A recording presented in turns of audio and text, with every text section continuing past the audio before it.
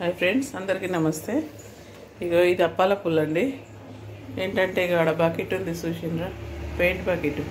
ఆ పెయింట్ బకెట్కి నేను ఈరోజు ఎలుకల బోనం అయితే తయారు చేస్తామనుకుంటున్నా. చూడండి, ఇదైతే ఇప్పుడు ఏంటంటే పప్పు అవుతుంది. ఈ స్టవ్కి ఇది హోల్ చేయడానికి ఇది అప్పాల పుల్ల అండి, గార్ల పుల్ల. ఇదైతే పెడుతున్నా ఎందుకంటే దాన్ని హోల్ చేయడానికి అన్నమాట.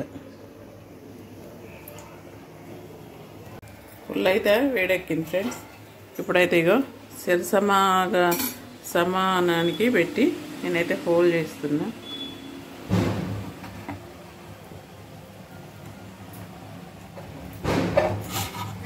హోల్ అయితే ఒక సైడ్ పడ్డది, అలాగే సైడ్ కూడా చేస్తాను హోల్.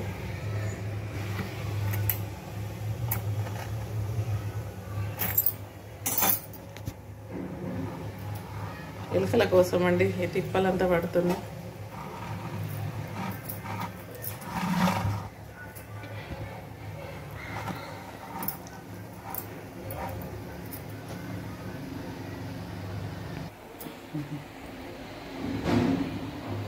మొత్తానికైతే హోలు మధ్యకు పెట్టేశాను.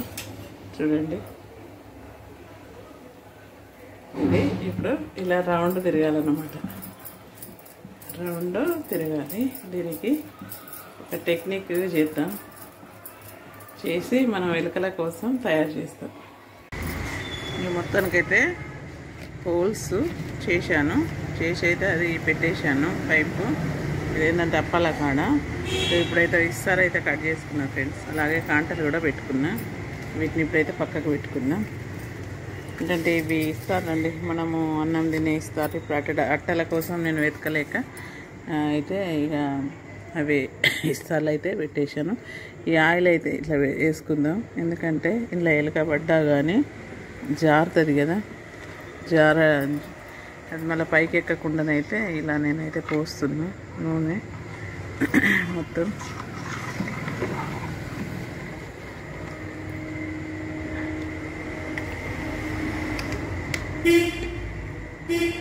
చూడండి, మొత్తం ఇలా పోసాను కదా, ఇదంతా ఇలా స్ప్రెడ్ అయ్యేటట్టు నేనైతే చేస్తున్నా.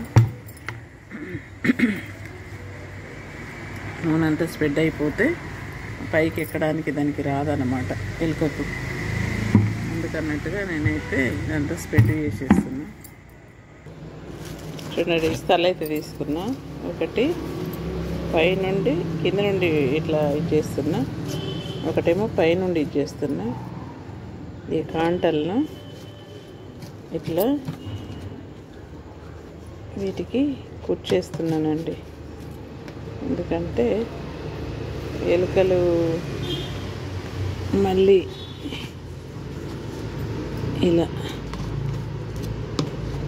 ఇప్పుడు చూడండి ఇలా అయిపోయిందా, చూడండి ఇలా ఉంది కదా. దీనికి మనం ఇప్పుడు ఏదో ఒక రకంగా ఎలుకలు ఇలా పడేటట్టు చూద్దాం. చూడండి, ఈ స్పూన్ అయితే ఈ దారంలోకి వెళ్ళి ఇలా పెడుతున్నా, ఎందుకంటే వెయిట్ ఇలా ఉండడానికి అన్నమాట. ఇప్పుడు ఎలుక వస్తే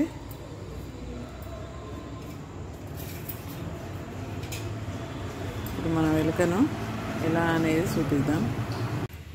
చూడండి, ఇది ఎలుక అనుకుందాము. ఇలా వస్తుంది కదా, ఇలా వచ్చిన తర్వాత ఇలా వస్తుంది, వచ్చిన తర్వాత అలా పడిపోతుంది. పడిపోయిన తర్వాత అది మళ్ళీ రిటర్న్ కావాలి. ఇది అయితే లేదు, మరి మళ్ళీ ఇంకేం చేద్దాం దీన్ని. కొబ్బరి చిప్పను ఈ లోపల వెయిట్ కోసం అయితే దీన్ని తయారు చేశాను. ఇప్పుడు దీన్ని ఏంటంటే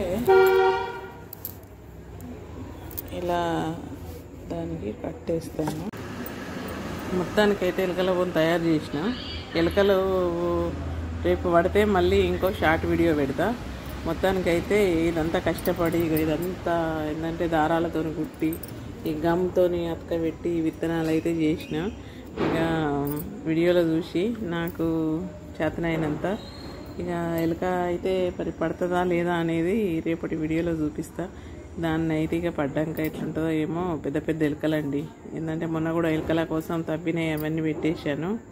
అగో అక్కడ మొత్తం హోల్ చేసింది, సిమెంట్ చేసింది. ఇది ఎలుకల బోనండి. ఇందులో తింటే ఇలా పడిపోతుంది, పడిపోవాలి, మళ్ళీ ఇట్లా రావాలి. మొత్తానికైతే ఇక మరి ఎట్లా అవుతుందో ఏమో తెలియదు. చూడండి, ఎలుక సిమెంట్ వేసిన తర్వాత కూడా ఇలా మళ్ళీ తవ్వి బయటకు వచ్చేసింది. అందు గురించి అన్నట్టుగా నేనైతే దీనికోసం 9-10 గంటల టైంలో నేను ఇదైతే చేశాను. మరి సక్సెస్ అవుతుందో లేదో తెలియదు, చూద్దాం రేపు. ఇక చూడండి, ఎలుకల బోన్ కోసం అయితే ఇవన్నీ నేను వాడిన. ఇవన్నీ అయితే మరి మొత్తానికైతే సక్సెస్ అయితే చేసిన. ఇక ఒకటైతే ఇది వేద్దాం, ఎట్లుంటుందో చూద్దాం. అమ్మో, ఇటే పోయింది. ఇక అదేమవుతుంది, ఎలుక ఎట్లా పడుతుంది.